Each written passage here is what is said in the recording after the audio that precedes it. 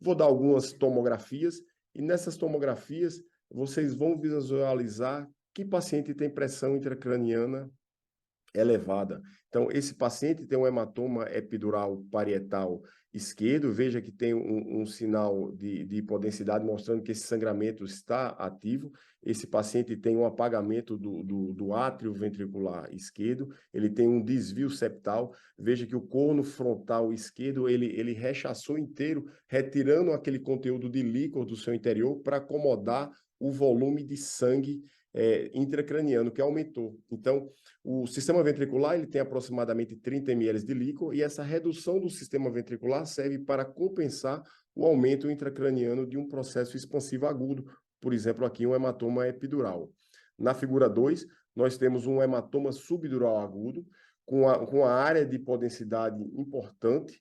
Veja que tem um desvio septal, tem um apagamento do átrio ventricular direito. Então, esse paciente também ele tem um sinal de hipertensão intracraniana, uma suspeita de hipertensão intracraniana, visualizada através da tomografia. O paciente 3 tem um volumoso, muito grande hematoma epidural.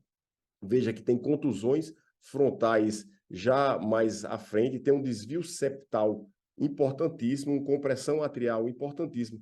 Então, qual desses pacientes tem a pressão intracraniana mais elevada? Eu diria o número 3, mas todos têm um aumento da pressão intracraniana e todos precisam de um tratamento. Então, é importante reconhecer que os pacientes precisam de tratamento baseado na tomografia.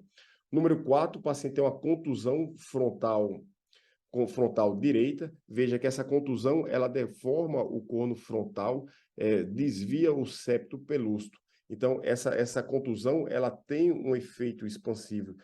O hematoma epidural ela tem uma fisiopatologia diferente, mas da mesma forma ela faz com que o corno frontal bilateral ele desapareça. Significa que o ventrículo ele retirou o líquor para RAC para acomodar aquele aumento de pressão intracraniana, aquele volume expansivo, no caso aqui um hematoma epidural.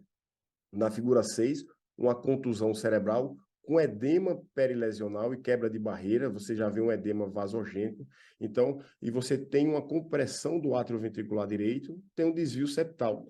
Todas essas tomografias, nós temos suspeita de hipertensão intracraniana, mas para comprovar esse aumento da pressão intracraniana, nós precisamos medir ou quantificar essa pressão intracraniana, do ponto de vista numérico ou qualitativo. Esse é o grande desafio das tecnologias, o que as tecnologias vão visualizar nesses 6 pacientes. Nós temos várias tecnologias que podemos utilizar para todos esses pacientes.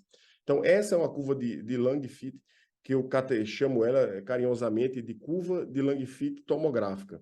Então, veja, nós temos um corte dos sulcos corticais mais superiores, nós temos um corte ao nível do septo pelúcido, nós temos um corte ao nível da cisterna quadrigeminal.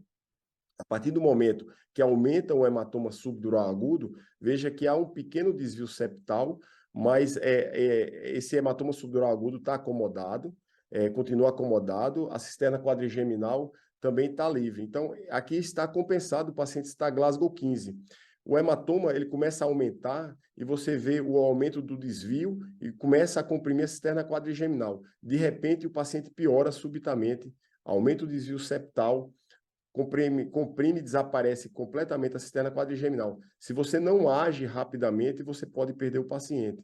Então, esse paciente ele foi operado, voltam os sulcos corticais superiores, centraliza o septo pelúcido, abre a cisterna quadrigeminal. Então, a curva de Lang-Fit tomográfica, você trouxe ela para o zero, para o momento de complacência intracraniana. Então, essa dinâmica do trauma de crânio precisa ser utilizada para as outras patologias também.